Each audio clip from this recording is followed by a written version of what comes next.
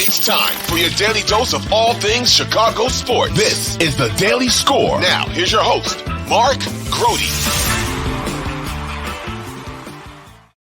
Hey, what's going on? Welcome into the Daily Score. I am indeed Mark Grote. Thank you for being with us as always here on the Daily Score. We're going to talk about the Chicago Bulls today because the trade deadline has come and gone, and it's very easy to come up with the headline: the Chicago Bulls do nothing.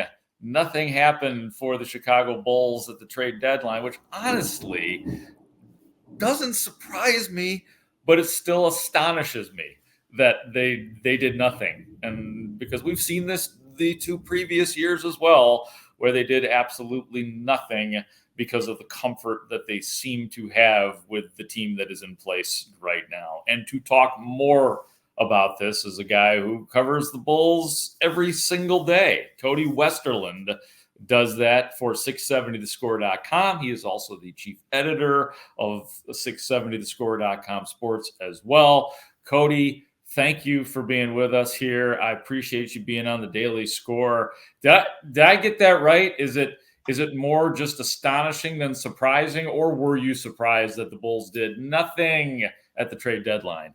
I think it'd be a stretch to say we're surprised because we didn't expect big fireworks. I am surprised that there were zero moves, Grote, because I thought that the Bulls could pivot a little bit toward their future, in the sense that a lot of people want to say you got to be competing for a title at the highest level or rebuilding from the ground up. Well, most teams reside in the middle, and most teams turn over the rosters while they reside in the middle at some point. So I thought an Andre Drummond trade would come because he's a backup center whose contract's expiring this summer and probably could get bigger offers from another team at some point. And, you know, they're like relievers in baseball on bad teams. You just trade them at the trade deadline, and the Bulls didn't even do that. So I thought there would be something minimal. So for him to stay was surprising to me. Alex Caruso obviously was the other big name that the Bulls set basically an astronomical price on in conversations with other teams in recent weeks. So insofar as you break down every player, it's not surprising Caruso hasn't been traded. It's not surprising Zach LaVine didn't get traded as he underwent right foot surgery today in another subplot of news. It's not surprising DeMar DeRozan's still here because they love him so much, even though he could have been a trade candidate. But when you look back, and like you said, third trade deadline in a row, they did nothing. It's surprising that they just continue to wade in these middling waters at 24 and 27. So mildly surprising, and you just shake your head and go, like, where do they go from here? And when will they finally do something meaningful to change the trajectory of their franchise a little bit? Oh, that's such a great point. Like, when will they again do something meaningful? And it's like they've just been like stuck in the mud in that, because they've done meaningful things for sure on Arturas Karnisovas's watch with Vucevic and DeMar DeRozan, and even giving the maximum to Zach LaVine. But I mean, all of that kind of stuff really just seems like so long ago, and it is just stuck. He said that that they want to stay competitive, Cody. Arturas Karnisovas also said that there are so many positive stories around this team. Do you think he believes what he is saying, or they just have not been able to figure out the pathway out of what they are currently in? I think he exaggerated on there are so many positive stories, because there's a positive story being Kobe White's really strong development here in his fifth NBA season and step to the next level. Some of the other stuff he cited was pretty much just hogwash, just citing leadership qualities of some people, citing a 7-game stretch for Patrick Williams or a 12-game stretch for him, citing the parity in the Eastern Conference, which I'm not really buying, because there are a couple teams that are really good at the top, and no one really cares about the parity from 6 to 11. That's not what parity truly represents in the NBA. But if you're going back to like the point of competitiveness and how he hammered that point, and you're asking me, like, does he believe in that? Yes. Like, I truly believe that.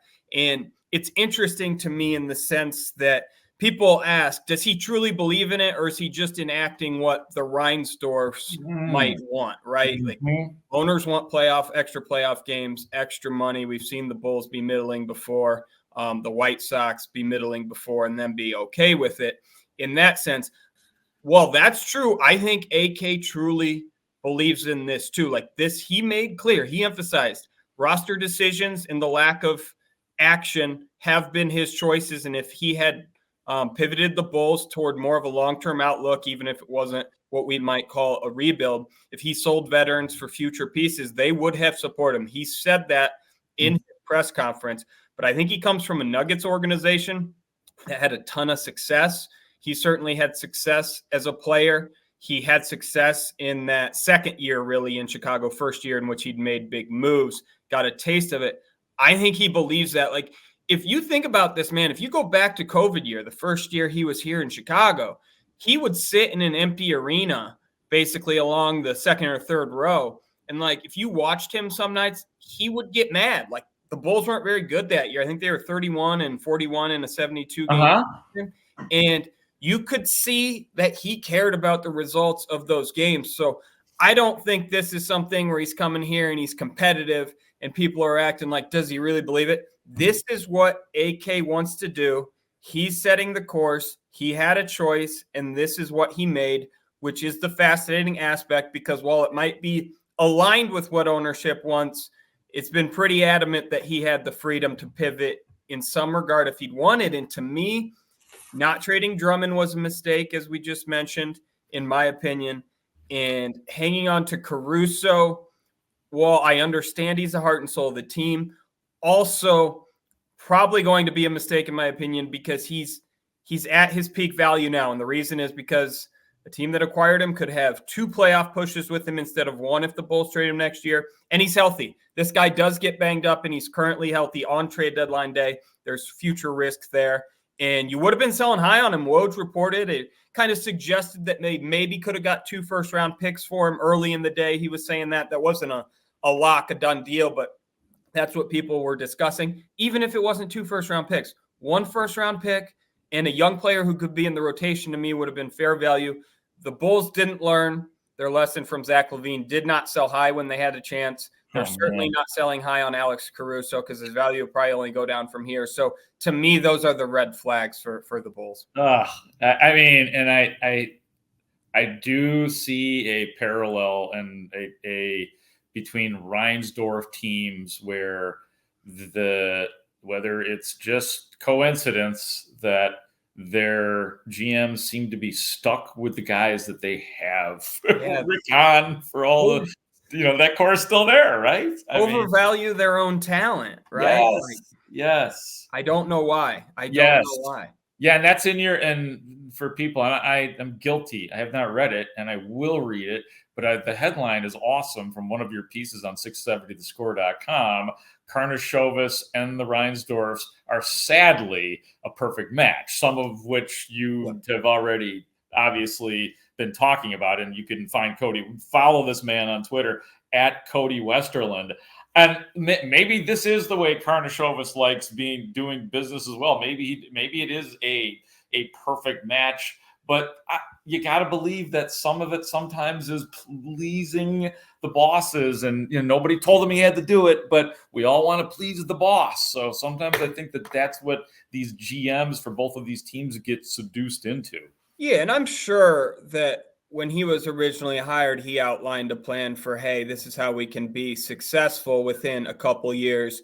And again, they achieved some measure of that success with their 46-win season and advancing to the playoffs there in 21-22.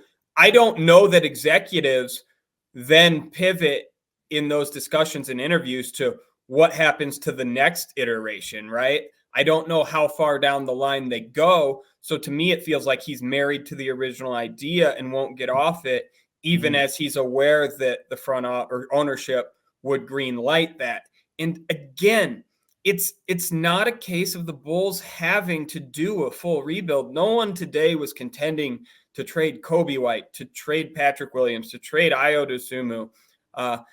I don't think anyone was contending trade all of your top 4 or 5 veterans. Just do a few moves, get a new mix, see how it goes, see who proves something, and give yourself a little bit more hope on the draft capital front or with different young players who maybe have a 4 or 5 year horizon with the organization rather than some of these veterans who, in the case of Andre Drummond, could be 2 more months on the team. In the case of Caruso, maybe 1 more year. And DeMar, they want to bring back, obviously. I understand both points on that. If you got a good offer for him, I would have taken it. They don't want to. They love him. I understand why they love him because of his attitude.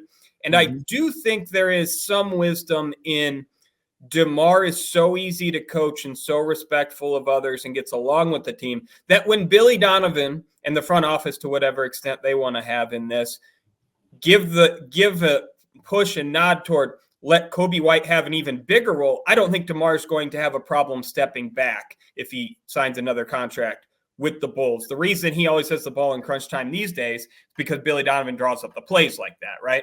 Yeah. A lot of the time. So in that case, I see both sides, but to me, it's not an all or nothing thing with all these veterans or none of these veterans.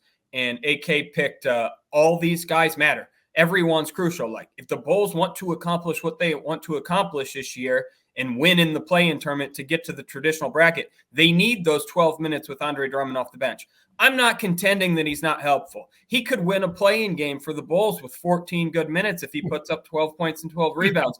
I'm just contending the value to the organization is more down the line for a player like that if they got a second-round pick and just took a swing on someone. Hugely. Absolutely. No doubt. And I agree with a lot of what you said. And it just makes me think, too, and I'm going to move on from this point, but DeMar DeRozan is just such a great NBA citizen and teammate and all of that kind of stuff. So, and I want to go through a couple of bullet points here and just kind of pick up from there. One of the things that Arturas said was we're going to make adjustments at the end of the year, and you kind of laid it out a little bit too with will they do a new deal with DeMar DeRozan? But I think he means that when he says that. Like we're all disappointed that no blockbuster move was made right now, but it doesn't sound like any blockbuster moves are going to be made at the end of the season either. Or am I wrong? No, you nailed it because, look, let's go through probably the most 4 important players on the roster. DeMar looks like he'll re-sign and come back. Nothing different there. Zach LaVine's going to be hurt for the next 4 or 6 months after this right foot surgery. Going to be really hard to trade him in July, more likely during the season next year. Alex Caruso, they just held on to. If they were going to trade him in the summer, they might as well have traded him today for a little bit more value with the longer deal on the new team. And then looking at it too, Vooch obviously is in the first year of a 3-year deal, and no one's interested whatsoever in his services right now. So it seems like it's going to be the same makeup next year, and they've really punted this down the road once again. Now, they can still make trades maybe that are a little bit more minor, so the roster can have a different look, a few free agents obviously, but it's hard to see when you have a golden opportunity like this to turn it around a little bit and then see some of the hurdles that might come in the summer or the momentum from the decisions of today. It's hard to see it changing significantly.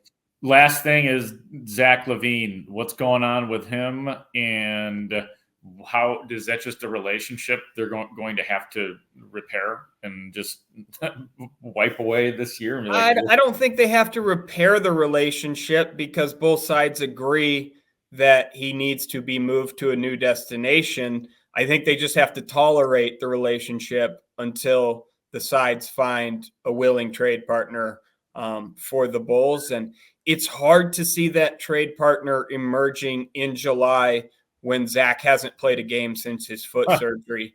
And his trade value, if it was nothing a couple weeks ago when we didn't even know the news of the foot surgery yet, it's only going to be lower, you would think. And the Bulls were already having a hard time getting off that contract and just getting even like one asset of value back in any deal. It was tracking, as many have reported, like Casey Johnson, Woj reported that it was kind of tracking toward a potential salary dump if the Bulls were going to make a move there. And obviously they don't want to do that. They do want to get value back for him, but it's a state of tolerance, right? Like the sides are going to have to get along. And AK can claim today that they have a great relationship with Zach in clutch, but I don't think it's a great relationship. It's going to end at some point, but we might have to put up with a couple awkward months of basketball and continual arranged marriage at the start of next year. But health-wise, certainly you hope for the best for Zach, and it sounds like they think this foot surgery is going to address that. It'll just be 4 to 6 months of recovery, and it'll be really interesting to see what the team looks like at training camp at the start of next year. You need to get yourself more Cody Westerlund. You can follow him on Twitter at Cody Westerlund, L-U-N-D at the end of the name. He is the editor for 670thescore.com, also covers the Bulls as well. Cody, man, thank you so much for being on. It's always great talking Bulls with you, my friend. I appreciate that. There's rumor that you had a joke that your best guest of all time was also your worst, being Chris Emma. So Yeah. now you're going to have to actually have power rankings that are. Oh my God. Yeah. This is, I didn't even think about that. That was such a big deal for Chris Emma, my only guest ever on the show. So we'll have to see what the results are. We'll get the feedback and we'll see if we could ever do this again, man. Yeah, you anytime, give me a buzz. I appreciate it. Thanks, Cody. See you, buddy. Thank you to Cody Westerlund, who, as you can hear, gives terrific insight on the Chicago Bulls at Cody Westerlund Score. That is it for today. We will continue to talk about the Bulls, the Bears, Cubs, White Sox, because that's what we do right here on the Daily Score. Bears, thank you for Ray Diaz as well. I am Mark Rohde. We'll talk to you later. Bye.